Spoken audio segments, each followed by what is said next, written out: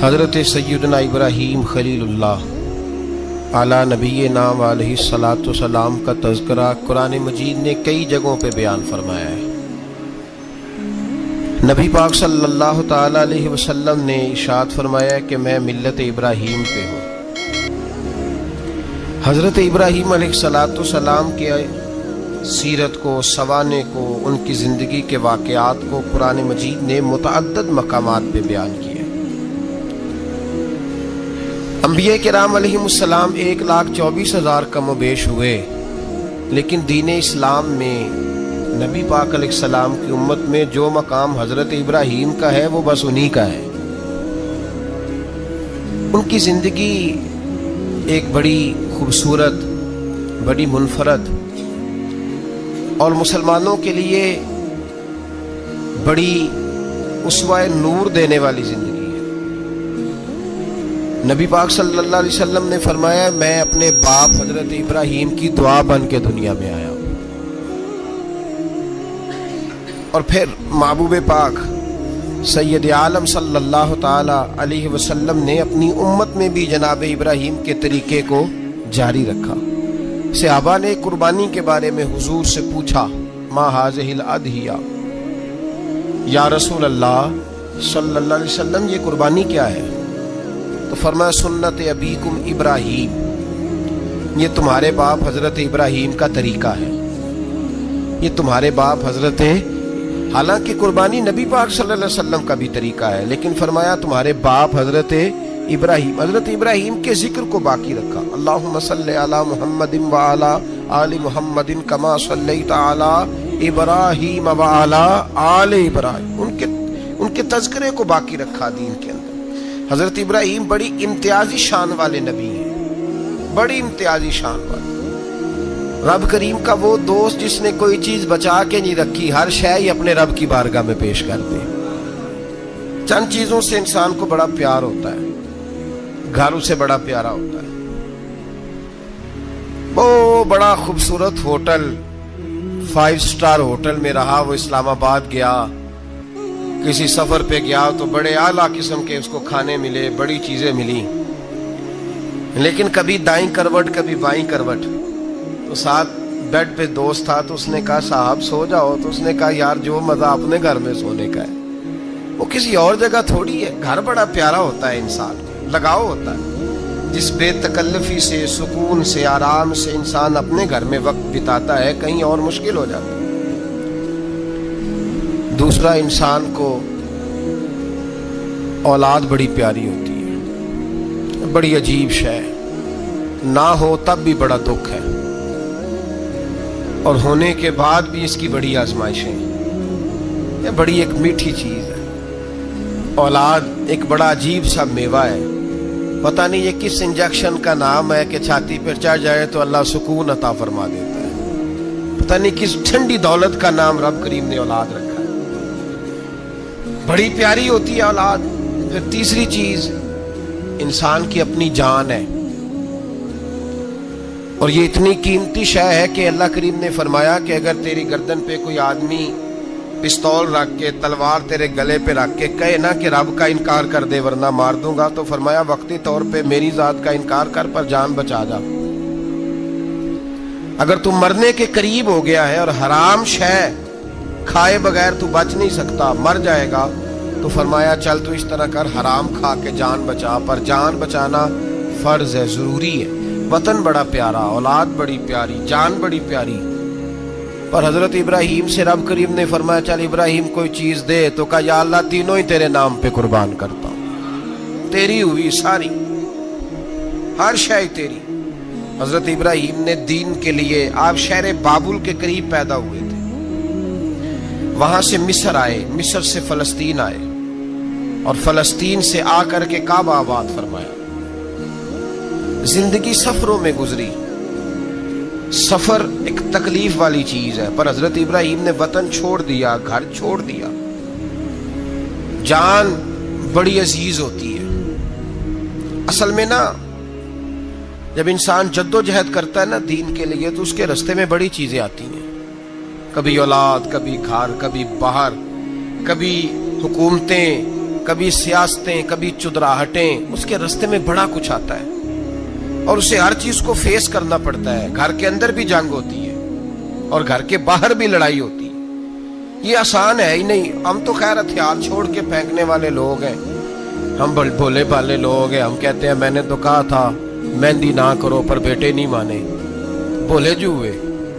اسی طرح حالانکہ اگر وہ بیٹا کہے نا کہ ابا جی لاؤ زندگی میں سارا کچھ میرے نام کرو، تو پھر ہم بھولے نہیں ہوتے اور اس وقت ہم تیز ہوتے ہیں، کہتے ہیں یہ کیسے ہو سکتا ہے، ہاتھ کاٹ کے دے دوں. اس وقت نہیں. دین کے معاملے میں بھولے ہوتے ہیں. بیٹا بد مذہب کے پاس جا رہا ہے تو اس وقت ہم بھولے بھالے ہیں، کوئی عرض نہیں. لیکن اگر وہ اپنی پسند کی شادی کرے ہمیں کراس کر کے، پھر ساتھ ہی ہم تیز ہو جاتے ہیں. تو حضرت ابراہیم نے جب دین کے لیے نکلے تو جد و جہد کی، گھر کے اندر بھی گھر کے باہر بھی.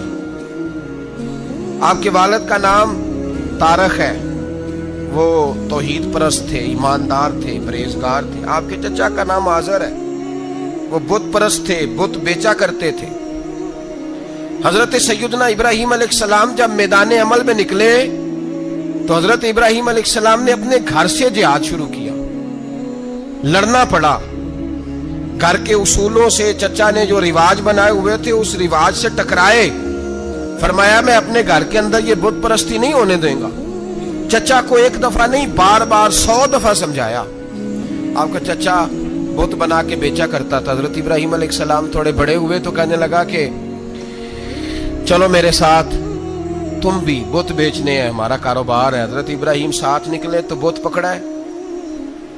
گندے پانی کے اندر اس بت کو ڈبوتے ہیں، کہتے ہیں کسی نے خریدنا ہے تو خرید لو، نہ یہ نفع دے سکتا ہے نہ نقصان دے سکتا ہے. جو اپنا آپ نہیں بچا سکتا تمہیں کیا بچائے گا، خریدنا ہے تو خرید لو. چچا کہنے لگا تو کاروبار چمکا رہا ہے کہ تباہ کر رہا ہے. گھر میں بڑے معاملات خراب ہوئے، جھگڑے ہوئے، لیکن حضرت ابراہیم علیہ السلام ایک منٹ کے لیے بھی اپنے گھر کے اندر بھی کمپرومائز کرنے کو تیار. یہ تھوڑا مشکل میں نے پہلو چھیڑ دیا ہے، یہ تھوڑا مشکل پہلو چھیڑ دیا ہے. بڑا سمجھدار آدمی ہے پر بیوی سے پردہ نہیں کرا سکتا. سیانا ہے، پنچایت کا بندہ ہے، جو اس سے آپ کہیں گے وہ بات یہ سنائے گا، لیکن کہتا ہے نہیں جی میں نے کوشش کر لی ہے. کس قسم کی کوشش ہے صاحب، کیسے ہو گیا؟ حضرت ابراہیم علیہ السلام نے گھر کے اندر سے فرمایا نہیں کرنے دوں گا. گھر کے اندر بھی ٹکرائے. فرمایا تم جو بھی ہو پاش پاش کیا چچا کے اصولوں کو. اور باہر جب نکلے تو صرف علاقے کے چیئرمین سے نہیں ٹکرائے، ایم پی ایم این اے وزیر مشیر سے نہیں ٹکرائے. سپر پاور نمرود دنیا کا واحد حکمران تھا اس وقت، دوسرا کوئی حکمران ہی نہیں تھا. اکیلے حکمران سے جا کر ٹکرائے. کوئی ساتھ فوج نہیں تھی، کوئی ساتھ ان کے طاقت بظاہر دنیا داری کی کوئی نہیں تھی، پر حضرت ابراہیم جا کے ٹکرائے. اور میرے رسول پاک صلی اللہ علیہ وسلم نے سند بیان کی. فرمایا افضل الجہاد کلمۃ الحق عند سلطان الجابر. فرمایا سب سے افضل جہاد یہ ہے کہ تو ظالم بادشاہ کے سامنے کھڑے ہو کے حق بات بیان کر دے. یہ سب سے بڑا جہاد ہے. یہ سب سے افضل الجہاد کلمۃ الحق عند سلطان الجابر، سب سے بڑا جہاد. حضرت ابراہیم کھڑے ہو گئے، سپر پاور سے ٹکرائے. یہاں ہم لوگ حکمتوں کا شکار ہیں، دیکھیں گے، کریں گے، سوچیں گے. اور مولوی صاحب کو ویسے کہتے ہیں آپ پرہیز کریں سیاسی باتوں سے. بھئی اللہ کے ہر نبی نے جا کے وقت کے ظالم حکمران کو لتاڑا ہے، للکارا ہے. یہ تو مشن انبیاء ہے. حضرت سیدنا ابراہیم علیہ السلام نے اس کو جا کے کہا کہ تو جھوٹ بولتا ہے، تو جھوٹا ہے، تو خدائی کا دعویٰ کرتا ہے، تو بہت بڑا ظالم ہے. اور قرآن مجید نے اس ساری بات کو بیان فرمایا. حضرت ابراہیم علیہ السلام سے کہنے لگا میں رب ہوں. تو آپ نے فرمایا میرا رب تو وہ ہے جو زندہ کرتا اور مارتا ہے.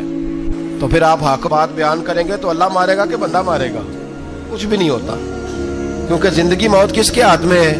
اللہ کے ہاتھ میں. زندگی موت اللہ، کچھ بھی نہیں ہوتا. انسان صحیح سمت کا تعین کرے اور صحیح چلے. حضرت علی شیر خدا سے کسی نے کہا تھا کہ آپ کے بڑی دشمنی ہے، کوئی محافظ رکھ لیں. آپ فرمانے لگے موت خود بہت بڑی محافظ ہے، وقت سے پہلے آتی ہی نہیں. بڑی محافظ ہے، وقت سے پہلے. علامہ نورانی رحمت اللہ تعالی علیہ کراچی جیسے شہر میں رہا کرتے تھے جہاں گام گام پہ خطرہ تھا. लोगों ने कहा हजरत इतने बड़े लीडर हो, आपकी जमात की 62 सीटें हुई कौमी असेंबली में, एक ऐसा वक्त भी आया तो कोई एक आदमी बंदूक वाला। आप फरमाने लगे मुझे जरूरत ही नहीं, इसलिए कि जिस खुदा रसूल के लिए मैं निकला हूं वो खुद ही हिफाजत करने वाले हैं, जरूरत नहीं इन चीजों की। तो भाई हजरत इब्राहिम टकराए और आपका अंदाज क्या है? जाके कहा कि तू नहीं, खुदा वो है जो जिंदा करता। और उसने एक बेवकूफों जैसी दलील दी।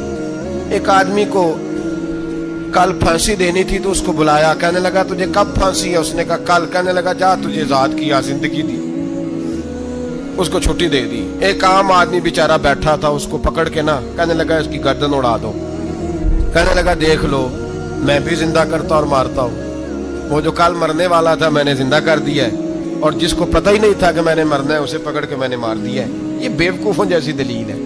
हजरत सैयदना इब्राहिम अलैहिस्सलाम चाहते तो उसी वक्त दलील तोड़ देते कि तू क्या बेवकूफों जैसी बात कर रहा है, अगर तू जिंदगी देता है तो मरे हुए में जान डाल के दे जिसको तूने मारा है।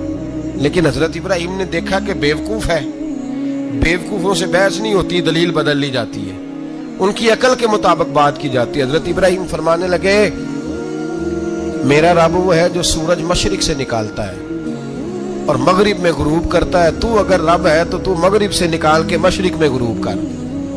फबुहितल्लज़ी कफर, काफिर लाजवाब हो गया, उसके पास इस चीज का कोई जवाब नहीं था। अल्लामा इस्माइल हकी ने खूबसूरत फिक्रा लिखा है, खूबसूरत, जान डाल दी एक जुमला कह के। हजरत सैयदना अल्लामा इस्माइल हकी रहमतुल्लाह अलैह फरमाने लगे चूंकि नमरूद बेवकूफों जैसी बातें कर रहा था, अगर वो ये कह देता ना कि मैं सूरज को निकालता हूं मशरिक से, मैं गुरूब करता हूं, माज़अल्लाह मगरिब में मैं निकालता हूं, तो आप अपने रब से कहिए कि वो मगरिब से निकाल के मशरिक में गुरूब करे। अल्लामा इस्माइल हकी फरमाते हैं रब करीम की आवाज़े कुदरत थी, मालिक हजरत इब्राहिम अलैहिस्सलाम के इस, अगर वो कह देता और हजरत इब्राहिम दुआ कर देते तो रब करीम ने फरिश्तों को तैयार बिठाया हुआ था। फरमाया अगर ये कह दे मेरे खलील से कि सूरज मगरिब से निकाल के मशरिक में गुरूब करना है तो तैयार रहना, जिस तरह खलील कहेंगे वैसे ही कर देंगे। वत्तखज़ल्लाहु इब्राहीम खलीला, इब्राहिम हमारा दोस्त जो हुआ, जैसे कहेगा वैसे कर देंगे। हजरत सैयदना इब्राहिम अलैहिस्सलाम की बातों का जब जवाब न दे सका, दलील नहीं बंदा देता, फिर लड़ाई करता है, फिर झूठे मूठे एतराज करता है। दलील खत्म होती है तो लोग जातियात पे उतरते हैं, कहते हैं ये खांसता सही नहीं, देखता सही नहीं। दलील खत्म, अब जातियात पे उतरे, कहने लगे मुझे पता चला है कि ये फलानी जगह गया था तो वहां जाके इसने इस तरह किया है। फिर लोग जातियात पे उतरते हैं, जब दलील का जवाब दलील से नहीं दे पाते फिर जातियात पर उतर कर हमले करते हैं। हजरत इब्राहिम के दलाइल का जवाब नमरूद ना दे सका तो कहने लगा कि इसको आग में डाल दो। कौम गई हुई थी सारी, आपने बात सुनी हुई है, मैंने सिर्फ इशारा देना है। मेले पे तो हजरत सैयदना इब्राहिम अलैहिस्सलाम ने सारे बुत तोड़ दिए, कुल्हाड़ा बड़े बुत की गर्दन पे रखा, वापस आए, कहने लगे बुत किसने तोड़े हैं? तो फरमाया इससे पूछो जिसकी गर्दन पे कुल्हाड़ा है। कहने लगे ये तो बोल ही नहीं सकता, तो फरमाने लगे बड़े बेवकूफ हो जो बोलता ही नहीं, सुनता ही नहीं, अपना आप नहीं बचा सकता, उसकी पूजा करते हो। कहने लगे पकड़ो दलीलें खत्म हो गई, इसको आग में डालो। बहुत बड़ी हवेली 45 फुट मुरब्बा पे मुश्तमिल एक हवेली बनाई गई और 45 फुट ऊंची। मुख्तलिफ रिवायात, अल्लामा इस्माइल हकी कहते हैं कि 3 महीने तक नमरूद ने कहा कि इसके अंदर लकड़ियां डालो। लोग पूछने लगे कितनी दुनिया जलानी है? कहने लगा बंदा तो एक जलाना है, पर बंदा बड़ा तगड़ा है, एक बंदा। 3 महीने लकड़ियां डाली गई और लोगों की जो तुहम्मात होती है ना वो बड़ी अजीब होती है। तुहम्मात मैंने बड़ी तफसील से रमजान मुबारक में गुफ्तगू की थी। बदशगुनी तुहम्मात लोग लेते हैं, उस वक्त भी लोग तुहम्मात का शिकार हो गए। अकीदा बिगड़ जाता है तो वो अजीबो गरीब बातें करने लगता है, तुहम्मात का शिकार हो गए। बीबियां नजर मानती मैं बीमार हूं, अगर सही हो गई तो इतने मन लकड़ी दूंगी हजरत इब्राहिम की आग जलाने के लिए। एक औरत लेके जा रही है लकड़ियां, तो एक नेक दिल आदमी ने उससे पूछा कहां जा रही हो? कहने लगी मैंने मन्नत मानी थी तो हजरत इब्राहिम अलैहिस्सलाम को माज़ अल्लाह जलाने के लिए लकड़ियां लेके जा रही हूँ, तो वो रब करीम के बंदे कहने लगे तू ढूंढती रहेगी, तुझे वो जगह मिलेगी नहीं। वो बीबी कई महीने घूमती रही, जगह ही नहीं मिली जहां लकड़ियां डालनी, मारी गई। तो हम्माद का शिकार हुए बहुत सारे लोग। तो हम्माद का भाई, तो हम्माद दीन के अंदर मना है। तो हम्माद दीन में कोई नजर मानना, कोई किसी बुजुर्ग के मजार पे जाके साले सवाब के लिए कोई चीज मानना, ये तो दुरुस्त हुआ। लेकिन गैर शरी नजरें मान लेना कि मैं आग के गिर्द चक्कर लगाऊंगा, मैं जनाब वहां जाके ये वाला तमाशा करूंगा, मैं धागा बांधूंगा, मैं रस्सा काटूंगा, मैं वहां गंदे हौं से पानी पीऊंगा, इनकी शरीयत इजाजत, ये तो हम बात है, बदशगुनी है। दीन में इनकी कोई गुंजाइश। आप नजर मानने से पहले भी किसी आलिम से राब्ता करें कि मैं मन्नत मांगने लगा हूं तो कैसे माननी चाहिए, उनका तरीका पूछें। ऐसे ही गलत चीज की मन्नत थोड़ी मान ली जाएगी। बहरहाल आमदाम बरसरे मतलब हजरत इब्राहिम के लिए आग जलाई गई, 45 फुट ऊंची आग है, परिंदा भी ऊपर से गुजरता है तो नीचे गिर जाता है जल के। इतने दिन लगा के आग जलाई गई। अब हजरत इब्राहिम को जलाया जाने लगा है। यहाँ तो मौजे है ना, जो किसी इदारे का सरबराह है उसके लिए मौज है, किसी जगह ऑफिसर बन गया तो मौज है, पीर साहब के लिए मौज है, अल्लामा साहब के लिए मौज है, खतीब साहब के लिए मौज है। जलना किसको पड़ता है? बहाली कोई नहीं रहा इल्ला माशाअल्लाह। वो लोग गुजर गए जो तकलीफें सह के काम करते थे, गुजर गया जमाना। हजरत सैयदना इब्राहिम अलैहिस्सलाम को जलाया जाने लगा है, तो अब इतनी बड़ी आग है तो डाले कैसे? शैतान ने तजवीज दी कि मंजनीक बनाओ, मंजनीक, बड़े बड़े बांस बांध के उनके नीचे रस्सा बांधो। वो जिस तरह झूलने के लिए झूला बनाया जाता है, इस तरह एक मंजनीक पुराने जमाने में उसमें पत्थर रख के फेंके जाते थे दुश्मनों पे। वो मंजनीक बनाई गई कि दूर से हजरत इब्राहिम को फेंकेंगे। हाथ हजरत इब्राहिम के बांध दिए, पांव मुबारक बांध दिए, पूरी जमीन पे एक नाम लेने वाला खुदा का, और उसको आज रस्सियों में जकड़ा हुआ है। जब फेंका जाने लगा ना आग में, हूरे रोने लगी, फरिश्ते तड़पने लगे, ए अल्लाह ये क्या होने लगा है? एक तेरा खलील और वो भी आग में। फरमाया जाओ जाके उससे कहो अगर तुम्हारी मदद लेता है तो उसे बचाओ। हवा का फरिश्ता आया, कहा इब्राहिम अगर तू कहे। ओ भाई, इन चीजों को कहानी समझ के ना सुना करें, ये दास्तान नहीं, ये वो तरीके हैं जो हमारे रसूल ने हमें अपनाने का हुक्म इरशाद फरमाया है। जो अकीदे, ये वो नजरियात है जो हमें ओढ़ने को कहा गया। अपने रब करीम की रिजा पे राजी रहने के ये वो खूबसूरत मवाके हैं सूफिया ने जिनको बनाकर समझाकर हम तक पहुंचाया है। ये है अहले तरीकत की बातें। वो कहते हैं यार जिस हाल में रखे राजी रहना है। हजरत इब्राहिम अलैहिस्सलाम को फेंका जा रहा है, फरिश्ता आया, ए अल्लाह के खलील अगर हुक्म दो तो इतनी हवा चलाऊं कि नमरूदी जल जाए सारे, आग उन पे फेंक दी जाए। आपने फरमाया तू जा, तुझसे मुझे कोई काम नहीं। थोड़ी देर के बाद पानी का फरिश्ता आया, कहा हुजूर इतनी बारिश बरसाऊंगा कि आग बुझ जाएगी। फरमाया तू जा, तुझसे कोई काम नहीं। अब जब मंजनीक में रख दिए गए, आग में जाने का लम्हा है, तैयारी है, हजरत जिब्रील अमीन हाजिर खिदमत हुए। कहा इब्राहिम कोई हाजत? फरमाया तुझसे कोई नहीं। कहा चलो मुझसे नहीं तो रब करीम से ही बात कर लो, मुझे पता है मैं छोटा हूं, आप मुझसे मदद क्यों लोगे, रब करीम से ही बात कर ले। तो हजरत इब्राहिम कहने लगे जिब्रील ये बता, रब को नहीं पता उसका खलील किस हाल में है? उसे नहीं पता मैं किस हाल में हूं, मेरे हाथ बंधे हैं, पैर बंधे हैं आग में, उसे नहीं पता। बताया तो उसे जाता है जिससे खबर ना हो। तो अगर उसे पता है, तो अगर वो जलाने पे राजी है तो मैं भी जलने को तैयार हूं, मैं तैयार हूं, मैं तैयार हूं। उसे कहो ठीक है। हजरत सैयदना इब्राहिम अलैहिस्सलाम को मंजनीक में डाल के जो फेंका आग में, या नारुकूनी बरदम व सलामन अला इब्राहिम, अल्लाह ने फरमाया ए आग मेरे इब्राहिम पे ठंडी भी हो जा और सलामती वाली भी हो जा। हजरत इब्राहिम को दो फरिश्तों ने बिठा दिया जमीन पे, फूल खिले हैं, कौंपले महक रही हैं, कलियां खुशबू दे रही हैं। हजरत इब्राहिम ने सर सजदे में रख दिया, सुबहान अल्लाह वल्हम्दुलिल्लाह वला इलाहा इल्लल्लाह वल्लाहु अकबर। हजरत इब्राहिम अल्लाह की तस्बीह पढ़ने लगे, रब करीम का शुक्र बजा लाने लगे। निकले वहां से, कुछ दिन गुजर गए, निकले, हुक्म हो गया इब्राहिम इलाका छोड़ दो। हजरत इब्राहिम अलैहिस्सलाम वहां से निकल के मिस्र आए, चचा के पास ठहरे। انہوں نے اپنی بیٹی جناب سارہ کا نکاح کر دیا. کچھ آگے بڑھے تو ایک ظالم بادشاہ سے ٹکرائے. اس نے ایک شہزادی ایک بادشاہ کی بیٹی قید کی ہوئی تھی, جناب ہاجرہ نام تھا. ان کو قید سے چھڑا کے ساتھ لائے. حضرت لوط علیہ السلام بھی ساتھ. یہ 4 لوگوں کا قافلہ چلا. فلسطین میں جا کے پڑاؤ ڈالا, گھر بار چھوڑا, تبلیغ شروع ہوئی. حضرت ابراہیم کے گھر میں 2 خواتین ہیں, ایک آپ کی بیوی ہیں, ایک حضرت ہاجرہ ہے. اولاد کوئی نہیں. بڑا میوہ ہے میٹھا.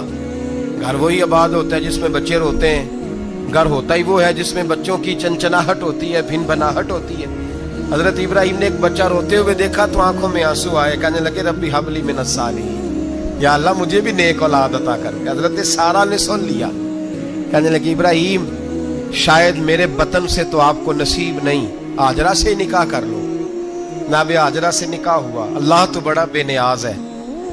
رب کریم نے حضرت اسماعیل جیسا خوبصورت بیٹا عطا فرمایا. بیٹا کالا سیاہ بھی ہو تو سینے کی ٹھنڈک ہوتا ہے, پر یہ تو وہ بیٹا ہے جس کی پیشانی میں نور محمدی چمکتا ہے صلی اللہ علیہ وسلم. حضرت سیدنا اسماعیل علیہ اتنے خوبصورت. اب جس بیوی کے یہاں بیٹا تھا, بیٹھنا اٹھنا بھی زیادہ اس کے پاس, آنا جانا بھی اس کے پاس, توجہ ادھر ہو گئی. جناب سارہ رشک کرنے لگی. ایک دن کہنے لگی اسے چھوڑا جنگل میں, وادی غیر ذی زرع, مکے کے پاس. بھائی ایک بیٹا عالم دین بنا لو. کہنے لگا روٹی کہاں سے کھائے گا؟ تیرے 5 بیٹے ہیں, کو حافظ قرآن بنا, کہتے روٹی کہاں سے کھائے گا؟ وہ بچہ بھی کہتا ہے میں کہاں سے کھاؤں گا. حضرت ابراہیم علیہ السلام تو چند مہینے کا بچہ چھوڑ آئے, تو کہاں سے روٹی کھائی حضرت اسماعیل نے؟ کہاں سے کھائی ان کی اماں نے روٹی؟ بھوکے مر جاتے ہیں یہ سارے. میں بڑی ذمہ داری سے کہا کرتا ہوں کہ جتنی خوبصورت روٹی اللہ کریم دین کے خادموں کو عطا کرتا ہے شاید کسی اور کے نصیب ہوتی ہو, لیکن ہم لوگ توجہ ہی نہیں کر رہے. ہمارا ذوق ہی نہیں بن رہا. ہم یہ محنت ہی نہیں کر رہے کہ قوم کو مستند علماء کی ضرورت ہے. علاقوں کے علاقے خالی ہیں, ادھر ہمارا مزاج ہی نہیں بن رہا, توجہ ہی نہیں دین کی خاطر. اور پھر چلے بچے تو بعد کی بات ہے نا, جو ابھی خود جوان ہے وہ بھی یہ دعا. ایک صاحب مجھے کہنے لگے میں دعا مانگ رہا ہوں اللہ مجھے بیٹا دے تو میں اسے دین پہ لگاؤں گا. تو میں نے کہا آپ بھی بوڑھے نہیں ہوئے, آپ خود ہی لگ جائیں. بیٹا تو ابھی آئے گا تو لگے گا نا. تو آپ تو اس وقت ہے تو آپ تو پہلے لگے نا صاحب. 2 گھنٹے تو نکال کے آئے, دین سیکھنے کو کافی ہے. آپ اتنی لمبی سوچ رہے ہیں کہ بچہ آئے گا تو بڑا ہوگا تو وہ جائے گا تو دیکھی جائے گی. ابھی تو آپ ہیں تو آپ تو آؤ. حضرت ابراہیم نے بچہ وہاں چھوڑا. یہاں سے جو عمرہ کرنے لوگ جاتے ہیں نا, جو حج کرنے جاتے ہیں, ان کو پتا ہے کہ وہاں دنیا کی ہر نعمت ملتی ہے, پھر بھی ڈبل ٹرپل پیسے لوگ جیبوں میں ڈال کے جاتے ہیں. حضرت ابراہیم جب وہاں لے کے گئے تو کوئی انسان نہیں تھا, پانی کا قطرہ نہیں تھا. 2 کلو کھجوریں, ایک مشکیزہ. بیوی کو تھمایا. ہمارے گھر میں ہزاروں چیزیں پڑی ہیں, لیکن وہ جو توکل ہے نا وہ ختم ہو گیا ہے. اللہ دے گا, حلال حلال پہ قناعت کرے, جائز جائز پہ بھروسہ کرے, رب کریم عطا کرنے والا ہے. وہ مزاج ختم ہو گیا. حضرت سیدنا ابراہیم علیہ السلام 2 کلو کھجوریں, ایک مشکیزہ پانی کا دے کر کے, اور وہاں بٹھایا آپ نے اپنے بچے کو اور اپنی زوجہ جناب ہاجرہ کو, اور بٹھا کر کے یہ واپس پلٹنے لگے. تو حضرت ہاجرہ سلام اللہ علیہ نے آواز دی, کہا ابراہیم کس کے سہارے پہ چھوڑ کے جا رہے ہیں؟ جہاں آب زمزم کا کنواں ہے نا, جو لوگ گئے ہیں انہوں نے صفا مروہ کی صحیح کی ہے, صفا مروہ سے باہر نکلے نا, سرکار کی ولادت کا مقام ہے, اس جگہ پہ آب زمزم کا کنواں تھا. وہاں حضرت سیدنا ہاجرہ کو بٹھایا. کوئی چیز نہیں, کوئی درخت نہیں, کوئی کھیت نہیں, کوئی پانی نہیں, کوئی کنواں نہیں. وہاں بٹھایا اور بٹھا کر کے نکلنے لگے تو جناب ہاجرہ فرمانے لگی ابراہیم کس کے سہارے پہ چھوڑ کے جا رہے ہو؟ کہنے لگے اللہ کے سہارے پہ. تو پاک باز بی بی نے ایک لفظ پوچھا, کہا ابراہیم یہ میرے رب کا حکم ہے, یہ میرے, بس جن کا عقیدہ توحید مضبوط ہو ان کے لیے ایک جملہ کافی ہوتا ہے, یہ میرے اللہ کا حکم ہے. تو جناب ابراہیم علیہ السلام فرمانے لگے ہاجرہ ہاں رب کا حکم ہے. جب یہ لفظ کہے تو چاہیے تھا نا حضرت ابراہیم تسلی دیتے, تو بی بی صاحبہ تسلی دینے لگی. عرض کرنے لگی ابراہیم اگر اللہ کا حکم ہے تو پھر آپ ہماری فکر نہ کرنا, اگر یہ رب کا حکم ہے تو پھر ہماری فکر نہ کرنا. جس رب نے ہمیں یہاں تک پہنچایا ہے وہ ہمیں کبھی بھی ضائع نہیں فرمائے گا. پھر فکر نہ کرنا، حضرت ابراہیم آ گئے، بات آپ نے سنی ہوئی ہے، اشارہ کرنا مقصود ہے۔ 13 سال میں چلے مان بھی لیا جائے بعض روایات کی روشنی میں کہ آتے جاتے بھی رہے، لیکن مکمل دیکھ بھال اپنے بچے کی پرورش میں پورا حضرت ابراہیم علیہ السلام کا کردار، سارا کردار ماں کا تھا۔ میں جب خواتین کے بارے میں کوئی بات کرتا ہوں تو میں آپ کو اکثر کہتا ہوں کہ یہ صرف بیوی کے لیے حکم نہیں ہوتا، یہ ٹریننگ بیٹی کو دینی ہے اور بہن کو دینی ہے، یہ تربیت کرے اپنے گھر میں۔ میں تجربے کی روشنی میں یہ بات عرض کیا کرتا ہوں کہ بھائی بچے باپ کے فرما بردار اس وقت ہوتے ہیں جب اماں انہیں باپ کا فرما بردار کرتی ہے، اور بچے باپ کے نافرمان بھی تب ہوتے ہیں جب اماں انہیں باپ کا۔ میں نے اپنے کانوں سے سنا ایک دفعہ ایک بچہ اپنے باپ سے کہہ رہا ہے آپ نے تو ساری زندگی باہر گزار دی، پیسے کمانا کون سا مشکل کام ہے، دکھ سکھ تو سارے اماں نے برداشت کیے، سکولوں میں وہ جاتی تھی، فلانا کام وہ کرتی تھی، فلانا کام۔ اب یہ سوچ اس کی ذاتی تو نہیں، یہ اس کو دی گئی ہے، اور اگر اس کو یہ سوچ دے دی جائے کہ اماں کہے کہ میں تو اپنوں میں رہی ساری زندگی، میں نے تو اپنوں میں وقت گزارا، اور تیرا باپ تو کئی دفعہ جنازے بھی نہیں پڑھ سکا، نے تو ماں باپ ایسے دفن کر دیے، وہ اگر یہ سوچ فراہم کرے تو پھر بچہ باپ کا فرما بردار ہوتا ہے۔ اور یہ والی روایتیں ہم بیوی کو سناتے ہیں، حالانکہ کس کو سنانی چاہیے؟ بولیے، بہن اور بیٹی کو۔ بہن اور بیٹی کو سنائیں یہ باتیں، ان کو سمجھائیں، تاکہ آگے جا کے وہ جو گھر ترتیب دے وہ گھر بڑا عمدہ اور نکھرا ہوا ہو۔ حضرت سیدنا ابراہیم 13 سال کے بعد آئے، چونکہ گھر میں اللہ تبارک و تعالیٰ کی دوستی کا چرچا تھا، اللہ تبارک و تعالیٰ کی محبوبیت کا غلبہ تھا۔ 13 سال کے بعد فلما بالغ معہ سعیا، بیٹا جب اتنا بڑا ہوا کہ سال چلنے لگا تو حضرت ابراہیم نے اپنے بیٹے کو بلا کے کہا بیٹا مجھے خواب آئی ہے، میں تجھے ذبح کر رہا ہوں، تیری کیا رضا ہے؟ تو حضرت اسماعیل کہنے لگے یا ابت افعل ما تؤمر، ابا جی اللہ جیسے حکم دیتا ہے میرے ساتھ ویسے ہی کریں، جیسے اللہ حکم دیتا ہے ویسے ہی، بولیے، ویسے ہی کریں۔ حضرت حاجرہ کو کہا کہ ایک دوست نے دعوت کی ہے تو وہاں جا رہے ہیں، بی بی مطمئن ہے، تفصیلات کی ضرورت نہیں، ختم بات، اعتبار ہے، مطمئن ہو گئی۔ شیطان پیچھے سے آیا اماں کے پاس، ذرا تھوڑی دیر کے لیے تصور جمائیے، یہاں تو پڑوسن آ کے کوئی بات بتا دیتی ہے خاوند کے بارے میں تو کئی مہینے جھگڑا جاری رہتا ہے، پڑوسن محلے دار۔ شیطان نے آ کے بتایا لفظ کیا ہے؟ کہا حاجرہ تمہیں پتا ہے کہاں جا رہے ہیں؟ کہا دوست کی دعوت میں۔ تو کہنے لگے دوست کون ہے؟ رب کریم، اور ابراہیم کا خیال ہے کہ اس رب نے مجھے حکم دیا ہے کہ میں ذبح کروں۔ تو حضرت حاجرہ کہنے لگی کبھی باپ بھی بیٹے ذبح کرتے ہیں؟ شیطان کہنے لگا ان کا خیال ہے کہ ان کے رب نے حکم دیا ہے۔ جناب حاجرہ فرمانے لگی اگر رب نے حکم دیا تو پھر تو مجھے شیطان لگتا ہے، تو مجھے شیطان لگتا ہے۔ کہا کیا مطلب؟ فرمانے لگی اگر رب کریم کا حکم ہے تو میرے پاس ایک اسماعیل ہے، اگر 1000 بھی ہوتے میں سارے اللہ کے راستے میں پیش کر دے دیتی، مالک کا ہی تو ہے سارا کچھ، اسی کا ہے، اس میں لیت اللہ کی کیا گنجائش؟ حضرت سیدنا ابراہیم علیہ السلام نے بیٹے کے حلق پہ چھری رکھ بھی دی اور چھری چلا بھی دی، رکھ بھی دی، اور وہ تو اللہ کریم نے فرمایا یا ابراہیم قد صدقت الرؤیا، ابراہیم تو نے خواب سچا کر دکھایا، وہ قیامت تک تیرا نام رہے گا۔ حضرت ابراہیم نے وطن بھی دیا، جان بھی دی، بیٹا بھی، اللہ کریم نے دمبے دیے، فرمایا یہ فدیہ ہے۔ اب یہ قربانی قیامت تک حضرت ابراہیم کے طریقے کے مطابق جاری ہے۔ حضرت ابراہیم بہت بڑے مہمان نواز تھے، بہت بڑے۔ آپ جب مصر میں قیام تھا تو بڑے بڑے لمبے چوڑے لنگر پکتے تھے، لوگ آیا جایا کرتے تھے، بڑا تفصیل کے ساتھ کھانا ہوتا تھا۔ مہمان نوازی آپ کی خاص صفت مبارکہ ہے۔ ہمارے ہاں بھی مہمان نوازی ہوتی ہے امیروں کی، بلکہ اب تو مہمان نوازی اس طرح کی ہے کہ کل تیری میرے پاس دعوت ہے اور پرسوں میری تیرے پاس ہے۔ وہی امیروں میں وہ چکر رہتا ہے، پارٹیاں دوست ایک دوسرے کو ڈالتے ہیں، تیری طرف پارٹی تیری طرف، اور اسی انداز میں اب یہ عید آئے گی نا، ٹکا پارٹیاں ہوں گی جگہ جگہ، اور لوگ سوال پوچھنے لگے ابھی سے، کہتے ہیں قربانی کا کتنا گوشت گھر رکھنا جائز ہے؟ قربانی کا کتنا گوشت گھر رکھنا جائز ہے؟ سارا ہی جی، اس لیے فریزر لے لے، فریج سے نہیں کام چلے گا، سارا ہی جہاز گھر رکھنا سارا ہی جائز ہے، رکھ لیں۔ اور خدا کے بندے، قربانی وہ بندہ دیتا ہے جو سارا سال ہی گوشت کھاتا ہے، صحیح کہہ رہا ہوں؟ قربانی صاحب نصاب، صاحب استطاعت بندہ دیتا ہے نا، تو وہ سارا سال ہی گوشت، تو سارا گھر میں رکھنا بھی جائز ہے، لیکن سارا دے دینا بھی۔ تو جو آ رہی ہے اس پہ کیوں توجہ کرتے ہو؟ جو دوسرا جائز ہے اس پہ کیوں نہیں عمل کرتے؟ سارا تقسیم کر دیں، بات ختم ہوئی۔ یقین کریں، محرم میں جا کے دوست ٹیلی فون کر کے سوال پوچھتے ہیں، کہتے ہیں صاحب سنا ہے قربانی کا گوشت محرم میں کھانا جائز نہیں۔ میں کہ نہیں، ربیع الاول چ بھی جائز جے، رجب رمضان تک کھاؤ، کوئی بندہ نہیں منع کرتا، اس لیے کہ کسی کو دینا تو پسند ہی نہیں۔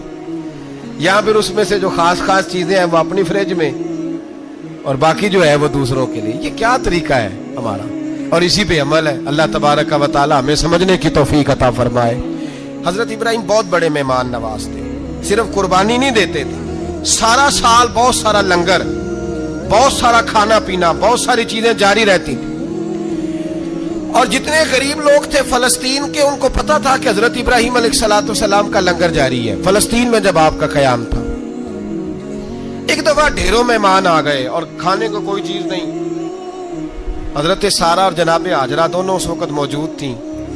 وہ کہنے لگی ابراہیم بہت سارے مہمان آ گئے تو کیا کریں؟ جناب سارہ کہنے لگی کس طرح کر کے ان کی مہمان نوازی کرنی؟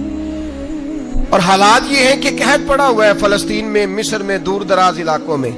تو حضرت ابراہیم کہنے لگے یہ اللہ کے مہمان ہیں اور ہمیں رب کریم کا بندہ سمجھ کے آ گئے، اللہ ہی بندوبست کرے گا۔ فرمانے لگے میرا مصر میں ایک دوست ہے، وہ قحط کے دنوں میں غلہ جمع کر لیتا ہے، میں اس کی طرف پیغام بھیجتا ہوں، مجھے امید ہے وہاں سے غلہ ملے گا۔ 2 3 5 اونٹ والے غلام بلائے اور ان کو کہا کہ جاؤ غلہ لے آؤ مصر کے دوست سے۔ وہ لوگ کہتے ہیں ہم غلہ لینے گئے، وہاں جب پہنچے تو حضرت ابراہیم خلیل اللہ علیہ السلام کا پیغام دیا تو آپ کا وہ دوست کہنے لگا غلہ تو بے شمار تھا، مجھے خبر نہیں تھی کہ حضرت ابراہیم کا پیغام آئے گا، تو میں تو سارا تقسیم کر چکا ہوں، لوگ لے گئے، اب تو کوئی شے نہیں۔ اب وہ خالی آ گئے، 5 کے 5 اونٹ۔ جب خالی آئے تو حضرت ابراہیم کی حویلی کی دیواریں چھوٹی چھوٹی تھیں، ان غلاموں میں سے، خادموں میں سے، آپ کے ان چاہنے والوں میں سے ایک کہنے لگا یار وہ غریب تو انتظار کر رہے ہوں گے کہ غلہ لینے گئے ہیں، ہمیں روٹی ملے گی۔ چھوٹی چھوٹی دیواریں ہیں، وہ جب دیکھیں گے نا خالی آ گئے تو انہیں تکلیف ہوگی، اس طرح کرو بوریوں میں ریت بھر لیتے ہیں، ریت بھر کے لے جاتے ہیں، بعد میں اندر رکھ کے انہیں سمجھا بہلا لیں گے یا حضرت ابراہیم کو بتائیں گے، وہ خود ہی ان لوگوں کی دل جوئی فرمائیں گے۔ اب غلہ کی جگہ ریت بھر کے اونٹوں پہ رکھ کے لائی گئی، لا کے بوریاں جب رکھ دی گئیں، حضرت ابراہیم علیہ السلام دوپہر کے وقت آرام فرما رہے تھے، بی بی سارہ اٹھی، کہتی ہیں جب میں نے دیکھا نا کہ بوریاں پہنچ گئی ہیں تو گئی، غلام کو ساتھ لیا اور اس کو جب کھولا نا تو کہتی اتنی حسین گندم میں نے پہلے کبھی دیکھی نہیں تھی، اتنا پیارا دانا میں نے کبھی ملاحظہ ہی نہیں کیا تھا۔ فرماتی ہیں جب اس کو پیس کر چکی میں روٹیاں پکائیں تو خوشبو دور دور تک پھیل گئی، اعلیٰ غذا بنی، بڑے بڑے کھانے بیویوں نے مل کے پکائے، چن دیے گئے۔ حضرت ابراہیم اٹھے تو لوگ کھانا کھا رہے، سجدہ شکر ادا کیا، اور جب سجدے میں گئے تو وہی آنے لگے، پھر رونے لگے۔ جب پلٹ کر باہر تشریف لائے تو جناب سارہ کہنے لگی ابراہیم تمہارا مصری یار بڑا اچھا ہے، اس نے اتنی اعلیٰ گندم بھیجی ہے کہ اتنی تو میں نے پیاری گندم کبھی دیکھی نہیں۔ جناب ابراہیم مسکرائے، فرمانے لگی سارہ یہ مصری یار نے نہیں بھیجی، یہ میرے عرشی یار نے بھیجی ہے، یہ میرے عرشی یار نے بھیجی ہے۔ بھائی مہمان نوازی مزاج تھا، ہاتھ لٹا دینا مزاج تھا، دوسروں کی اشک شوئی مزاج تھا۔ حضرت ابراہیم علیہ السلام کا طریقہ ہے قربانی، حضور نے ان کا طریقہ بیان کیا۔ اگر سال کے بعد قربانی دینا ان کا طریقہ ہے تو سارا سال غریبوں کو روٹی دینا بھی حضرت ابراہیم کا طریقہ ہے، سارا سال غریب کی نوکری کرنا یہ بھی حضرت ابراہیم کا طریقہ ہے، بھوکے کو کھانا کھلانا یہ بھی۔ میرے مصطفیٰ کریم سید عالم صلی اللہ علیہ وسلم سے صحابہ نے پوچھا حضور بہترین مسلمان کون ہے؟ بہترین مسلمان، تو حضور نے فرمایا جو سلام لینے میں پہل کرے اور غریب کو روٹی کھلانے میں سب سے اچھا ہو، وہ بہترین مسلمان ہے، زبردست مسلمان۔ ہمارے ہاں دعوتیں ہوتی ہیں تو امیروں کی، افطاریاں ہیں تو امیروں کی، اور میرے مصطفیٰ کریم علیہ السلام نے فرمایا بدترین دعوت ہے جس میں امیر بلائے جائے غریب نہ بلائے جائے، وہ بدترین دعوت۔ حضرت ابراہیم کا طریقہ رہا ساری زندگی مہمان نوازی. اور دوسرا ان کا مزاج تھا, اللہ سے پیار ہو گیا تھا نا. جب رب کریم سے محبت ہوتی ہے نا, اور محبت کا احساس ہوتا ہے دل میں, پھر سجدے لمبے ہوتے ہیں. عام آدمی تو نماز بھی نہیں پڑھ سکتا, اسے خدا سے محبت ہوتی ہے, وہ تہجد بھی نہیں چھوڑ سکتا. وہ یہ محبت کی بات ہے نا, جس کو پیار ہوتا ہے اس کی تہجد بھی ہے, اس کی اشراق بھی ہے, چاشت بھی ہے, اس کے عمرے بھی ہیں, اس کے حج بھی ہیں, اس کے بار بار کعبۃ اللہ کے دیدار بھی ہیں. یہ محبت الہی ہے, جوش مارتی. ان لوگ سجدہ کرتے ہیں تو اٹھتے ہی نہیں. اللہ کے بندوں سے پیار کرتے ہیں, اللہ کی. حضرت ابراہیم کو رب کریم سے اتنی محبت تھی, اتنا پیار تھا کہ وہ آپ کی زندگی کے ہر پہلو سے چھلکتا تھا. ایک وقت ایسا آیا کہ اللہ تعالیٰ نے حضرت ابراہیم کو بہت زیادہ مال عطا فرمایا. اتنے اونٹ گنے نہیں جاتے, گائیں اتنی زیادہ کہ شمار نہیں ہوتی, بکرے بکریاں اتنی زیادہ کہ شمار, بہت زیادہ مال اللہ نے عطا فرمایا. اور ابھی کچھ عرصہ پہلے آپ پیچھے جائیں نا, تو جو لفظ مال تھا وہ روپے پہ تو بولا ہی نہیں جاتا تھا, وہ جانوروں پہ بولا جاتا تھا. بہت زیادہ مال اللہ نے دیا, بکریاں, گائیں, اونٹ, بیل, بڑا کچھ. تو رب کریم نے فرشتوں سے فرمایا کہ واتخذ اللہ ابراہیم خلیلا, ابراہیم میرا دوست ہے. تو فرشتے کہنے لگے یا اللہ جسے اتنا کچھ دیا جائے اس نے دوست تو بننا ہی ہوتا ہے, تو نوازا ہی بڑا ہے, اتنا مال, اتنے کھیت کھلیان, اتنا کچھ. اللہ کریم نے فرمایا جاؤ آزمائش کر لو, امتحان لے لو. فرشتہ امتحان لینے پہنچ گیا. حضرت ابراہیم کے جانور چر رہے ہیں چراگاہ میں, حضرت ابراہیم بھی ہیں, غلام بھی ہیں, بہت بڑا ریوڑ ہے. آپ تشریف فرمائیں. ایک فرشتہ آیا تو کھیت میں چھپ کے بیٹھ گیا اور بلند آواز سے کہنے لگا سبحان اللہ والحمد للہ ولا الہ الا اللہ واللہ. یہ تسبیح بڑی پسند ہے, محبوب نے ان کی فضیلت بیان کی. اب وہ حضرت سیدنا ابراہیم علیہ السلام کھڑے تھے تو وہ کھیت میں بیٹھ کے تسبیح پڑھنے لگا سبحان اللہ والحمد للہ ولا الہ الا اللہ. حضرت ابراہیم کہنے لگے یہ میرے رب کا نام کون لے رہا ہے, بڑی اس کی میٹھی آواز ہے, بڑی, کون ہے؟ ڈھونڈنے لگے, گھومتے گھومتے اس کے پاس چلے گئے. فرشتہ انسانی شکل میں, تو میرے رب کا ذکر کر رہا تھا؟ اس نے کہا میں ہی کر رہا تھا. فرمانے لگے یار ایک دفعہ پھر نہیں کرتا؟ تو کہنے لگا ابراہیم پہلے تو میں اپنی مرضی سے کر رہا تھا, تو کہتا ہے تو پیسے لگیں گے, پیسے ہیں تو کر دیتا ہوں. حضرت ابراہیم کہنے لگے بول تو کیا لے گا, میرے اللہ کا ذکر سنانے کا کیا لے گا؟ کہنے لگا جتنی بکریاں آپ چرا رہے ہیں ساری دے دے تو میں اللہ کا ذکر سنا دیتا ہوں. آپ نے فرمایا بس جا تیری ساری ہوئی, میرے رب کا ذکر سنا. اور پھر شروع ہو گیا سبحان اللہ الحمد للہ ولا الہ الا اللہ واللہ اکبر. حضرت ابراہیم علیہ السلام کیف میں, یار پھر ذرا سنا, نہ علما وچ پھسا سانو, تو یار دی گل سنا سانو, ذرا دوبارہ سنا. پھر سنایا, ایک دفعہ پھر کہا. فرشتہ کہنے لگا بس جی آپ کے پیسے پورے ہو گئے. حضرت ابراہیم کہنے لگے چل ایک دفعہ اور سنا. کہنے لگا پیسے لگیں گے, تو کیا لے گا؟ کہنے لگا گائیں بھینسیں ساری میری. فرمایا بس یار اتنی قیمت, تو سنا صحیح, سارا کچھ ہی تیرا. پھر شروع ہو گیا سبحان اللہ والحمد للہ ولا الہ الا اللہ واللہ اکبر. گائیں دے دیں, بھینسیں دے دیں, وہ ذکر سناتا ہے. حضرت ابراہیم کبھی مچلتے ہیں, کبھی روتے ہیں, کبھی آہیں بھرتے ہیں, تو میرے رب کا نام لے رہا ہے, ذرا پھر سے لے. کیف جاری ہے. کہنے لگا بس بھائی. حضرت ابراہیم فرمانے لگے تو اور لے لے جو لینا ہے, مجھے ذکر سنا. اس نے کہا ابراہیم بکریاں میں لے چکا, گائے بھینسیں میں لے چکا, اونٹ رہ گئے, سارے لے لوں گا پھر ذکر سناؤں گا. فرمایا جا تیرا ہوا تو ذکر سناتا رہ, میں دیتا ہوں. دے دیا, کچھ دیر ذکر کیا تو اب خاموش ہو گیا. حضرت ابراہیم خلیل اللہ علیہ السلام فرمانے لگے ذکر سنا. کہنے لگا ابراہیم اب تیرے پاس دینے کو کیا ہے, ہر چیز تو میں لے چکا. آپ فرمانے لگے یہ گائے بھینسیں بکریاں چرانے کے لیے تجھے کوئی نوکر ملازم بھی تو چاہیے نا, تو اس طرح کر مجھے رکھ لے, میں روٹی نہیں مانگوں گا, کھانا نہیں مانگوں گا, تو اللہ کا ذکر سناتا رہنا, میں تیرے جانوروں کی نوکری کرتا رہوں گا. حضرت ابراہیم علیہ السلام نے جب یہ کہا نا, فرشتے کی آنکھوں میں آنسو آ گئے. تر دامنی پہ شیخ ہماری نہ جائیے, ہم دامن نچوڑ دیں تو فرشتے وضو کریں. فرشتہ رو پڑا اور کہنے لگا ابراہیم مجھے سینے سے لگاؤ, آپ واقعی اس قابل ہے کہ اللہ آپ کو اپنا دوست بنائے, واقعی اس قابل ہے کہ رب آپ کو اپنا. حضرت ابراہیم علیہ السلام کا خدا سے محبت کرنے کا نرالا انداز. اور میرے بھائی यही मोहब्बत उन्हें मेरे मुस्तफ़ा से भी थी। एक नबी घर बना रहा है, दूसरा बनवा रहा है। हजरत इस्माइल अलैहिस्सलाम पत्थर उठा उठा के ला रहे हैं, जनाब इब्राहिम बना रहे हैं। जब खाना काबा बन गया तो कहने लगे रब्बना वब अस्फीहिम रसूला, ऐ अल्लाह अब इसे बसाने के लिए अपना आखिरी रसूल भी अता फरमा। नबी पाक फरमाते हैं मैं दुआ हूं हजरत इब्राहिम की। ये कुर्बानी हजरत इब्राहिम का तरीका है। हुजूर ने अगरचे नबी पाक की अपनी सुन्नत थी, ये भी कह सकते थे सुन्नती व सुन्नती अबीकुम इब्राहिम, मेरी सुन्नत है और तुम्हारे बाप इब्राहिम की सुन्नत है। ये नहीं फरमाया। जब सहाबा ने कहा कुर्बानी क्या है, फरमाया सुन्नती अबीकुम इब्राहिम, ये तुम्हारे बाप इब्राहिम की सुन्नत है। हर साहिब निसाब पर कुर्बानी वाजिब है।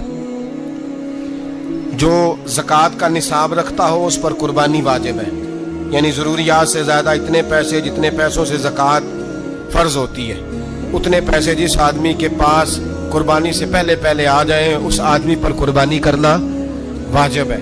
बकरा, छतरा, दुम्बा 1 साल का या दुम्बा 6 महीने का हो पर इतना बड़ा महसूस होता हो कि लगे कि 1 साल का है, उसकी कुर्बानी हो सकती है। जानवर में कोई ऐब नहीं होना चाहिए, इतना कमज़ोर ना हो कि ज़िबा जहाँ उसे करना है वहाँ वो चल के जा ना सके, इतना कमज़ोर जानवर ना हो, उसके अंदर बज़ाहिर कोई इतना बड़ा नक्स ना पाया जाता हो, काना ना हो, लंगड़ा ना हो, कोई उसकी हाथ ना कटे हुए हो, ऐसा नक्स जो वाज़े हो। बकरा 1 साल का, गायें और भैंस ये 2 साल की, ऊंट 5 साल का। अब इसमें यह है कि हमारे बहुत सारे दोस्त, चूँकि हम देहाती लोग हैं तो पूछते हैं कि दोंदा नहीं है तो चौगा नहीं है, तो ये हमारी पंजाबी की इस्तिलाहात हैं, पंजाबी की। शरीयत इस्लामिया ने साल बताए हैं, ये तो हमने अपनी आसानी के लिए, या देहातों में जो माहौल था इस तरह का जानवर लें, खूबसूरत जानवर लें। जो निसाब है वो भी मैंने आपको बताया, लेकिन एक और पहलू भी है। नबी पाक सल्लल्लाहु अलैहि वसल्लम पे ज़कात कभी फ़र्ज नहीं हुई, कभी हुजूर पे ज़कात फ़र्ज नहीं हुई। नबी पाक सल्लल्लाहु अलैहि वसल्लम के पास इतना सरमाया कभी इकट्ठा हुआ ही नहीं कि ज़कात फ़र्ज हो। लेकिन नबी पाक के सहाबा फरमाते हैं कि मदीने के 10 सालों में अल्लाह के रसूल ने हर साल कुर्बानी फरमाई है, हर साल कुर्बानी दी। और जिस साल हुजूर हज करने गए उस साल अल्लाह के नबी ने 63 ऊंट ज़िबा फरमाए। और हुजूर सल्लल्लाहु अलैहि वसल्लम जब ऊंट ज़िबा करने लगते ना तो सहाबा कहते हैं ऊंट खुद दौड़ के हुजूर के सामने आके लेट जाता और नबी पाक उसे ज़िबा करते और फरमाते हैं एक दूसरे को धक्के देते ऊंट के, पहले मैंने जाना है ज़िबा होने के लिए, पहले मैंने। उन्हें पता था कि जो मुस्तफ़ा के हाथों ज़िबा होगा वो तो दायमी जिंदगी पा जाएगा, यहाँ भी वहां भी जिंदा। 63 ऊंट ज़िबा किए। एक ऊंट में कितनी कुर्बानियां होती हैं? 7। अब 63 को 7 से ज़रब दोगे तो कितनी बनेगी? और फिर नबी पाक सल्लल्लाहु अलैहि वसल्लम ने 10 साल मदीना मुनव्वरा में कुर्बानी दी, हर साल। अब वो 63 ऊंट, एक ऊंट में 7 कुर्बानियां, हर साल यहाँ कुर्बानी। और मौला अली शेर खुदा फरमाते हैं नबी पाक 2 कुर्बानियां देते। मैंने कहा हुजूर 2 जानवर ज़िबा कर रहे हैं आप, तो हुजूर ने फरमाया एक मेरी तरफ से, एक मेरी उम्मत की तरफ से, गरीबों की तरफ से। और हजरत अली को हुजूर ने वसीयत फरमाई तू 2 दिया करेगा। या रसूल अल्लाह सल्लल्लाहु अलैहि वसल्लम मैं गुलाम हूँ, खादिम हूँ। हुजूर ने फरमाया अली एक तूने अपनी देनी है, एक मेरी तरफ से देनी है। 2 कुर्बानियां। मौला अली ने भी सारी जिंदगी 2 कुर्बानियां दी। हजरत अली भी माल के निसाब नहीं थे, अपना मकान ही नहीं था, कोई कारोबार नहीं था, कई दिन फाके रहते थे, पर कुर्बानियां कितनी देते थे? 2। हमारे पास वैसे अगर ससुराल में, मेके में, कजनों में कुछ शादी हो जाए तो 50-60 हजार का खर्चा बराबर है, वो पक्का है। और कुर्बानी की बारी गरीब हो गए, सारे गरीब हो गए। कहते नहीं यहाँ मुश्किल है। और खुदा के बंदे अल्लाह के साथ तिजारत कर, उसके रास्ते में 1 देगा, रब तुझे 70 गुना इजाफा के साथ अता फरमाएगा। कुर्बानी माल के निसाब पे है। कोशिश किया करें कि अल्लाह के रास्ते में जब देना हो फिर लैतुल अल्लाह से बचें, खूबसूरत जानवर लाएं। जिनको अल्लाह ने तौफीक दी है उनके लिए नसीहत है, जिनको अल्लाह ने तौफीक दी। मैंने अपने हजरत साहब को देखा है, वो कहते थे कई जानवर अल्लाह ने बड़ा नवाजा है। कहते एक मेरा है, एक मेरे माँ का, एक मेरे बाप का है, एक मेरे फलां उस्ताद साहब का, एक मेरे पीर साहब का है। ये जानवर गौसे आदम जिलानी का नाम का दे रहा हूँ। और फिर एक बड़ा खूबसूरत जानवर बंधा होता और हजरत खुद उनको चारा डाल रहे होते। तो हुजूर ये क्या है? फरमाने लगे ये मैं रसूलुल्लाह के नाम पे कुर्बान करूँगा, ये नबी पाक के नाम पर कुर्बान किया जाएगा। जिनको अल्लाह ने हैसियत दी है, वो कोशिश करें अपने महबूब की तरफ से भी कुर्बानी करें। नबी पाक के नाम की कुर्बानी दे, खूबसूरत सा जानवर प्यारा, फिर उसकी खिदमत हो, फिर उसकी कुर्बानी दी जाए और नबी पाक के नाम पर कुर्बानी दी जाए। हुजूर ने खुद वसीयत फरमाई हजरत अबू बकर सिद्दीक को, कुर्बानी बड़ा हसीन अमल है। और मेरे नबी पाक सल्लल्लाहु अलैहि वसल्लम ने नाराजगी भी फरमाई, जरा खोगरे हमद से थोड़ा सा गिला भी सुन ले। मेरे हबीब ने फरमाया जो ताकत के बावजूद कुर्बानी ना करे वो हमारी ईदगाह में ईद की नमाज पढ़ने ना आए, वो ना आए।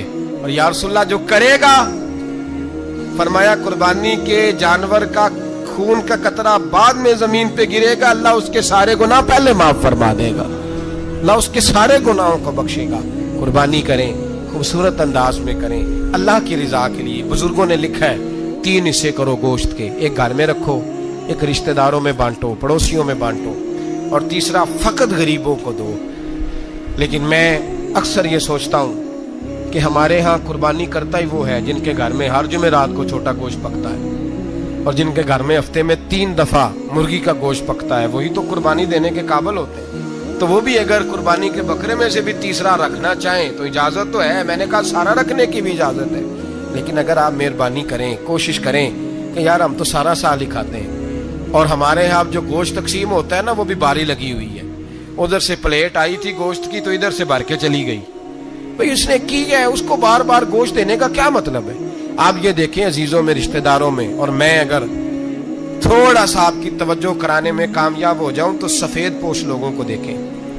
कुछ सफेद पोश हैं, सफेद पोश जिनके ऊपर कर्जे हैं, बीमारियों ने जकड़ लिया है, घर में बड़े बड़े सख्त मरीज आ गए हैं। सफेद पोश पहले दिया करते थे, आप उनसे पूछते हैं साहब कुर्बानी, तो बात को टालते हैं।